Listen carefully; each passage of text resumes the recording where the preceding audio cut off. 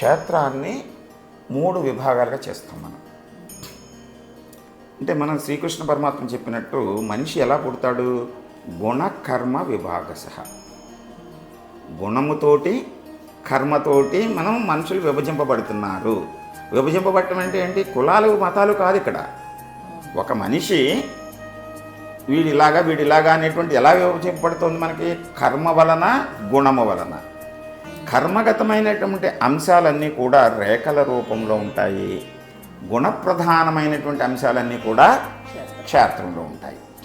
ఈ క్షేత్రాన్ని మనం 3 భాగాలు చేసుకుంటాం. అంటే గుణాలు మనకి గుణత్రయ విభాగ యోగంలో గుణములు 3 అని చెప్పాడు. ఒకటి సత్వగుణం, రెండవది రజోగుణం, మూడవది తమోగుణం. ఈ 3 గుణాలతోటి ఏర్పడినటువంటి ఈ శరీరము బుద్ధి యొక్క లక్షణాలన్నీ కూడా అరచేతిలో ప్రతిబింబిస్తాయి. ఏంటంటే it is the QR code of human being. అంటే మనం అరచేతిలోనే చూస్తున్నాం అన్నీని.